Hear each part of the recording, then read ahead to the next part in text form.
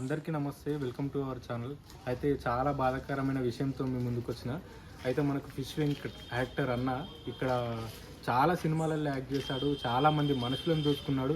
ఒక కమీడియన్గా, ఒక యాక్టర్గా, అదేవిధంగా ఒక రౌడీ షీటర్ క్యారెక్టర్లో కూడా చాలా అద్భుతంగా ప్రదర్శించి ఎన్నో సినిమాలలో ఎంతోమంది జనాల గుండెల్లో నిండిపోయిన అన్న మొన్నటి వరకు ఆరోగ్యం బాలేక హాస్పిటల్లో ఇబ్బందులు పడుతున్న విషయం అందరికీ తెలిసిందే. సో అన్న ఒక గంట 2 గంటల క్రితమే కన్నుమూయడం జరిగింది. సో మనం అడ్డగుట్టలో అన్న వాళ్ళ సొంత ఇంటి దగ్గరికి వచ్చినాం. ఇక్కడ చాలామంది అయితే అన్నం తీసుకొస్తారని చెప్పేసి ఇక్కడికి వస్తున్నారు. చాలామంది అయితే చాలా బాధపడుతున్నారు. ఇక్కడ ఉన్న వాళ్ళతో కూడా అడిగి తెలుసుకుందాం అసలు అన్న చిన్నప్పటి నుంచి ఎట్లా ఉంటుండే, ఇంటి పక్క వాళ్ళు కానీ ఇక్కడ వాళ్ళ బంధువులు కానీ అన్న అట్లా కావడం వల్ల వాళ్ళ ఫీలింగ్ ఎట్లా ఉంది, అన్ని విషయాలు అడిగి తెలుసుకుందాం.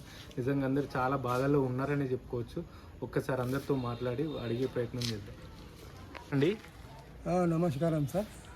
అయితే ఇక్కడ ఫిష్ వెంకట్ అన్న చనిపోవడం జరిగింది కదా ఒక గంట 2 గంటల క్రితం. ఎట్లా అనిపిస్తుంది అసలు ఇంటి పక్కనే ఉండి అసలు అంత మంచి వ్యక్తి, మంచిగా యాక్టింగ్ కావచ్చు, ఇక్కడ ఏరియాలో ఎట్లా ఉండేవాడు అన్న?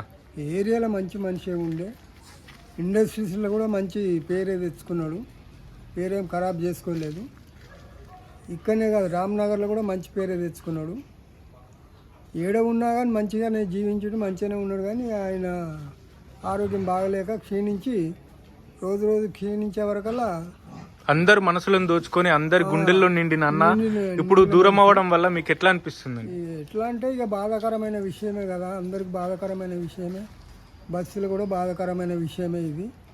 ఎందుకంటే ఏకదంలో మేము అనుకోలే కూడా, ఎందుకంటే పెద్ద హాస్పిటల్ వేసిరు కదా, ఎట్లాగో బతికొస్తుండొచ్చులే అని అనుకున్నాం. కానీ ఇట్లా అవుతాయని మాత్రం ఊహించలేదు. కానీ మంచి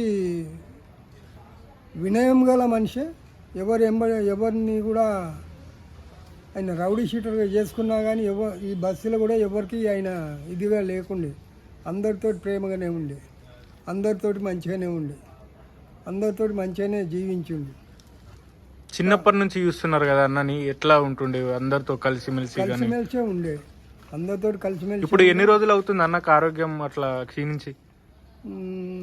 దాదాపు ఒక 8-9 నెలలు అయిపోయింది కదా, 8-9 నెలలు అయిపోయింది. చాలా మంది సహాయం కూడా చేయడం జరిగింది.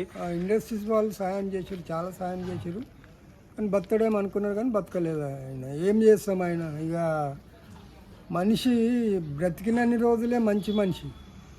ఇక పోయిండు అంటే ఇక అది ఎంతసేపు చెప్పినా షీ కిందకే వస్తుంది. అది మనిషి, షీ అనేది ఏంటంటే ఎప్పుడైనా తీసివేసినటువంటి అక్షరం అది.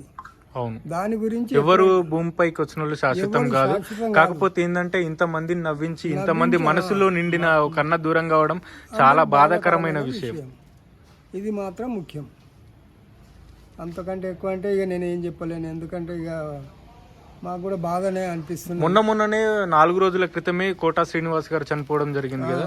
సో ఆయన చనిపోయిన 10 రోజులు కూడా కావడం లేదు. సినీ ఇండస్ట్రీలోనే ఈ అన్న కూడా ఇట్లా కన్నుమూయడం అనేది ఎట్లా అనిపిస్తుంది? మనిషి ఇప్పుడు అని గౌరవం, ఎందుకంటే ఆయన మంచి మనిషి ఉండేది. కోట శ్రీనివాసరావు కూడా ఆయన కూడా ఏకదమ్ ఇది అయిపోయే వరకల్లా ఆయన ఇది అయిపోయింది. ఆయన తర్వాత ఇప్పుడు ఈయన ఇది అయిపోయింది. అందరికి బాధాకరమైన విషయమే ఈ విషయాలు. అయితే సినీ ఇండస్ట్రీలో కూడా బాధాకరమైన విషయమే ఇది, ప్రజల లోపల కూడా బాధాకరమైన విషయమే. ఒక 100కి ఎక్కువ సినిమాలలో నటించింది.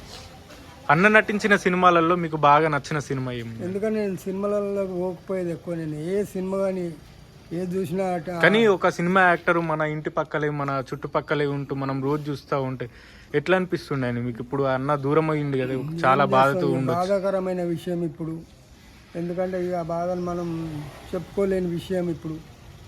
ఇక ఎంతసేపు చెప్పినా కానీ మనిషి విషయంలో మనం ఏం మాట్లాడినా కానీ అది తక్కువనే. పోయినాక మనం ఎంత మాట్లాడినా తక్కువనే. మనిషి ఉన్నన్ని రోజులే అది ఎంతసేపు చెప్పినా కానీ అది బాగుంటుంది. కానీ పోయినాక పెద్ద ఇక ఎంతసేపు చెప్పినా అది వేస్ట్. ఇక అరే ఏమైందో టెంట్, అరే దాని గురించి ఇక అంతకంటే ఎక్కువ అంటే ఇక నేను ఏం చెప్పలేను సార్. ఎందుకంటే మాకు కూడా బాధాకరమైన విషయము. ఎందుకంటే ఇప్పుడు ఇక కార్యక్రమాల గురించి ఆలోచన చేస్తూ ఉన్నాము. ఓకే అండి, థ్యాంక్ యూ సార్. మీరు ఏమనుకోకూడదు దయచేసి. అంతకంటే ఎక్కువ అంటే ఏం చెప్పండి. అరే ఏమైంది ఆ టెంట్, అరే నీకు అప్పుడే చెప్పొద్దని చెప్పినా ఎవరు చెప్పినా నీకు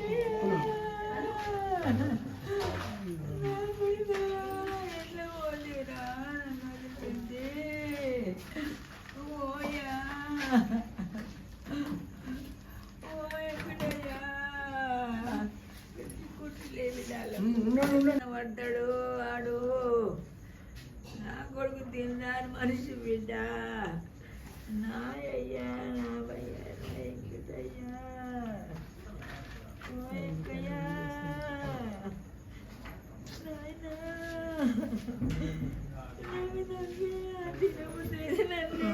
కాడికి పోయి ఇంటిల్లు ఇచ్చి నాకు తినడేస్తున్నా నా కొడుకు అమ్మ చూడండి అంజలాల తల్లి తిట్టిపోతుండే నా కొడుకు అక్కయ్యా అక్క ఒకటి 5 నెలలు నువ్వు కూడా కొంచెం ఆయన పెద్ద అందరికంటే పెద్ద ఈయన ఇప్పుడు రిలేషన్